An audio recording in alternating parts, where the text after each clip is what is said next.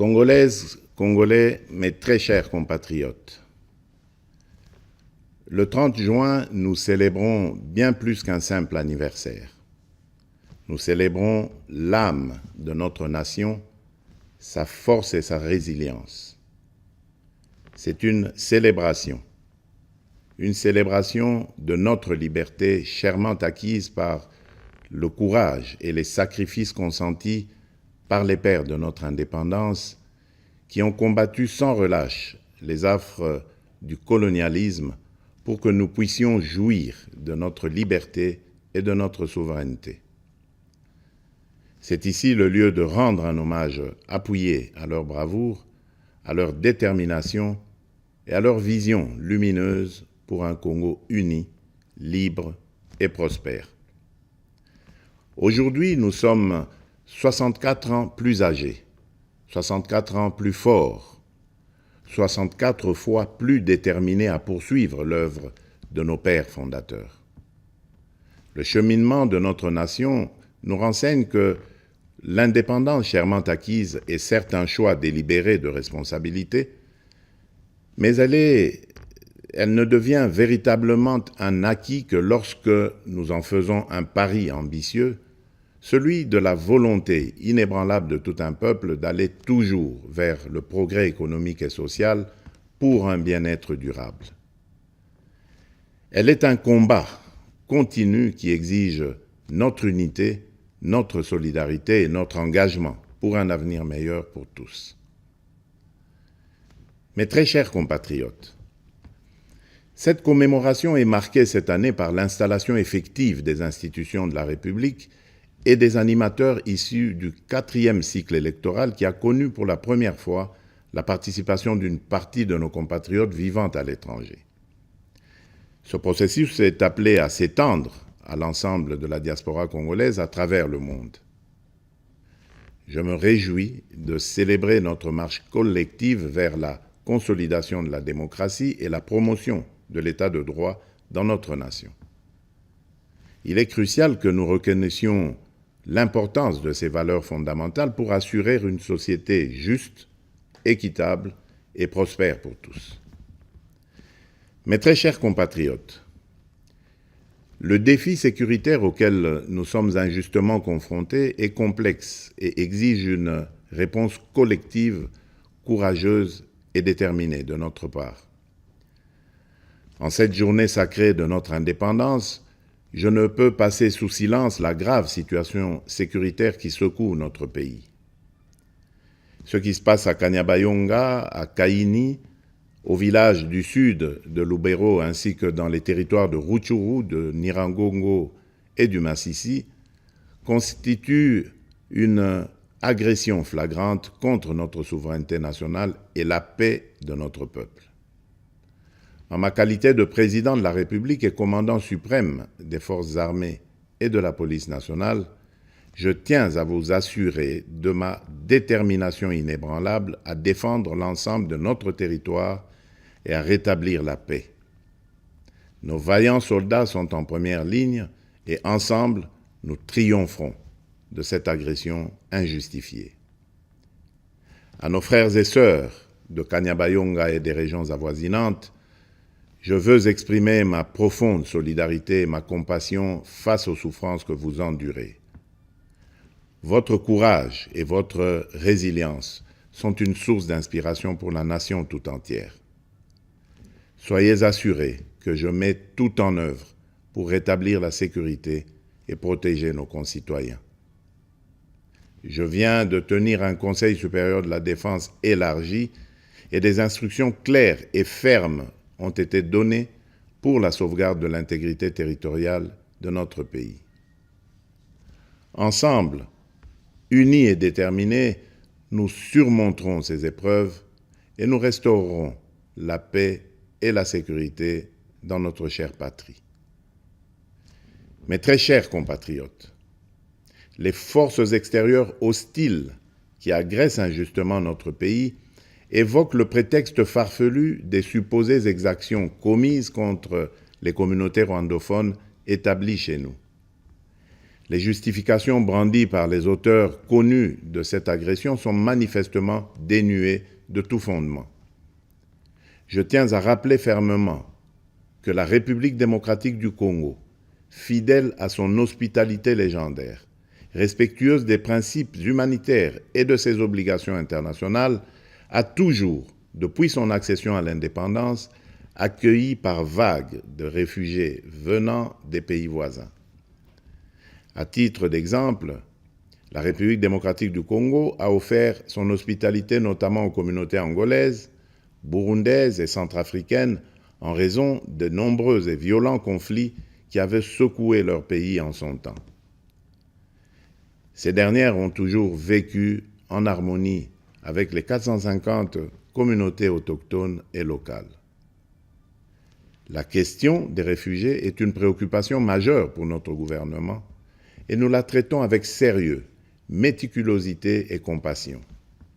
Cependant, le refus persistant de notre voisin de coopérer pleinement sur des questions essentielles, telles que convenues avec le Haut Commissariat des Nations Unies pour les réfugiés, complique la résolution de cette crise humanitaire.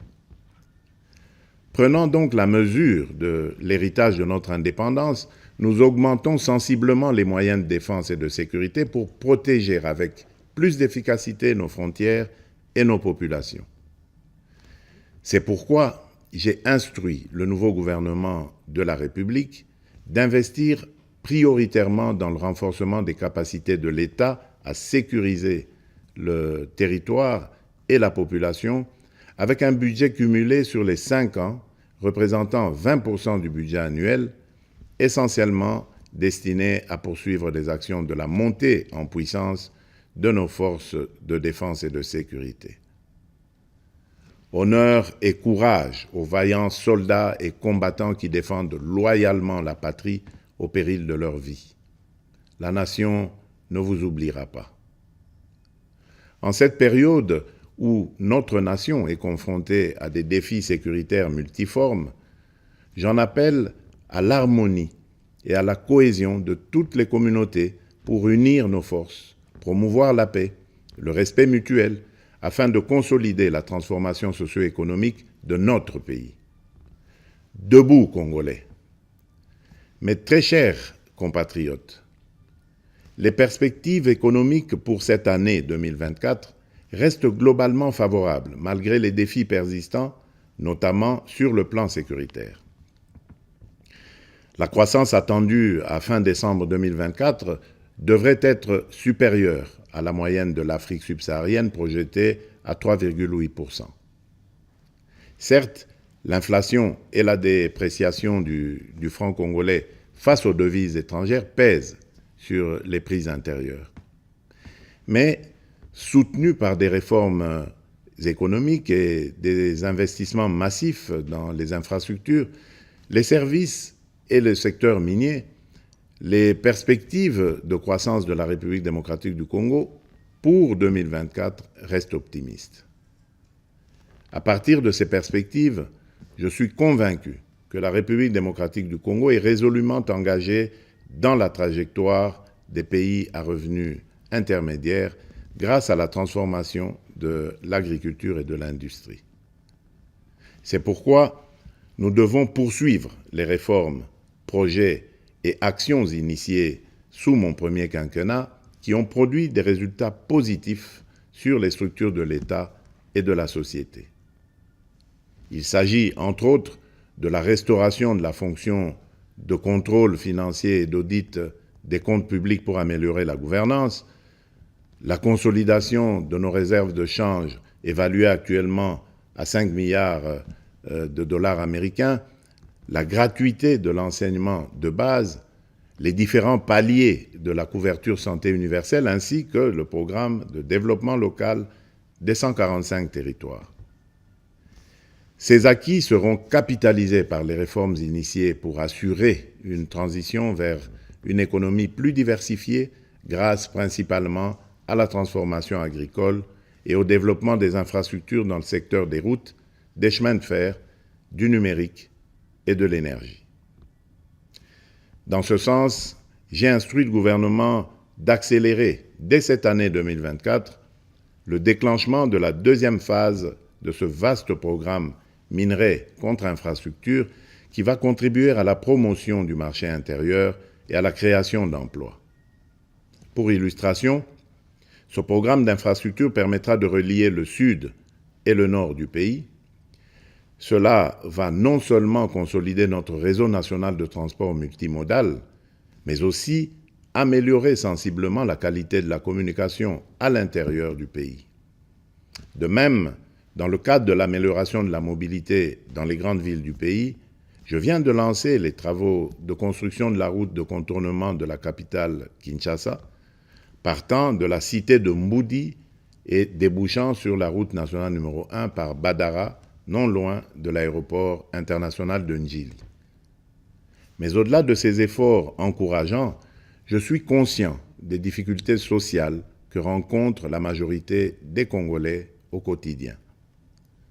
En ma qualité de garant de la nation, je peux vous rassurer que cette situation me tient à cœur et que rien n'arrêtera ma détermination à y apporter des solutions idoines et urgentes. Aussi, ai-je instruit le gouvernement à prendre des mesures nécessaires pour alléger le coût du panier de la ménagère et améliorer le pouvoir d'achat de la population.